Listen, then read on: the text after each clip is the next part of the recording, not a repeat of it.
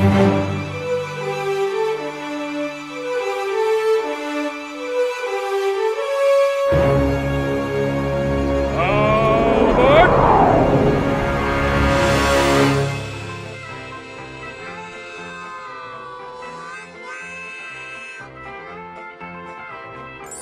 the Magic Kingdom's 1971 opening, the Rivers of America was dotted with pine trees at the intended location of Thunder Mesa. When plans for that fell through, the grassy plain past the Frontierland station remained untouched for a seeming eternity. Its sole function, a twisting road for those exiting the old Frontierland train station.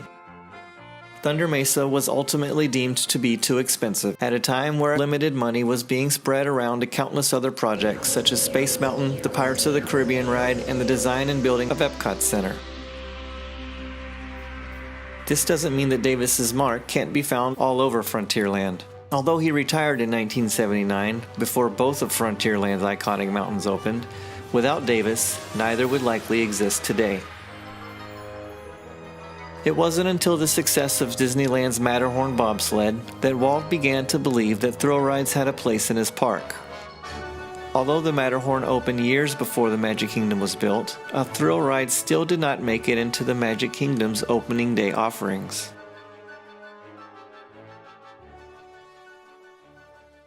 Enter Imagineer Tony Baxter, pupil of Disney legend Marc Davis. Baxter saw an opportunity to salvage the best ideas his friend and mentor Marc Davis had come up with Thunder Mesa and put them into a new attraction. Baxter began the plans for a standalone thrill ride focused on the Thunder Mesa mine train, but without the expensive show building. After seeing the proposal, Disney greenlit Big Thunder Mountain for both Disneyland and Walt Disney World. Although Baxter suggested that the ride could be built next to the Western River Expansion building, only Big Thunder Mountain ever saw the light of day, marking the final strike against the construction of the Western River Expedition. If guests wouldn't be able to pass the natural arches, waterfalls, and desert flora from a pack mule on Thunder Mesa, Baxter made sure it would be the best part of the new Thunder Mountain.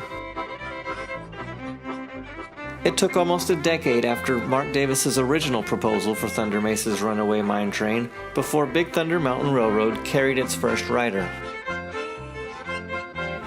Disney's second roller coaster was the first created using computer-aided design for its steel track and dual loading station. While similar to the one at Disneyland Park, the Magic Kingdom's track layout is a mirror image of the original, with a slightly extended section before the second lift hill that features the abandoned town of Tumbleweed, making it 25% larger.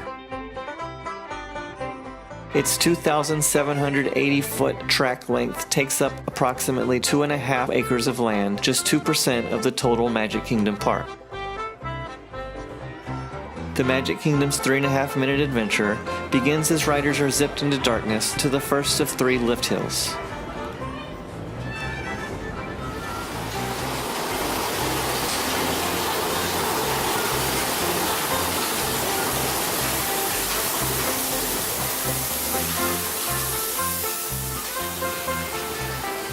As riders re-emerge to be released, twist and turn through the mountain's canyons, tunnel hills, even a mining camp, and dozens of comical audio animatronics.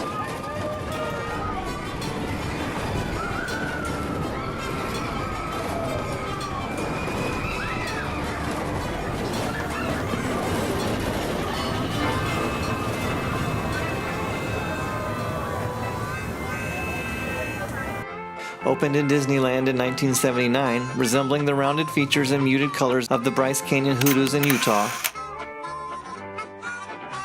and a year later in Florida's Magic Kingdom, offering the sharp-edged mountains and the vibrant colors influenced by Monument Valley, Arizona. Tony Baxter started his illustrious career in a simple way, serving ice cream from Disneyland's Main Street when he was just 17 years old. Eventually, he became a protege of the legendary Marc Davis and devoted much of his career honoring his mentor by saving his work in various ways. It's hard to imagine what Frontierland might look like without the pair's influence on the land. It must have felt good being able to salvage some of the best parts of Thunder Mesa's design and turning them into the iconic Big Thunder Mountain Railroad. The one concept from Thunder Mesa that did eventually evolve its way through 4 Disney parks across 3 continents. But Baxter wasn't ready to stop there.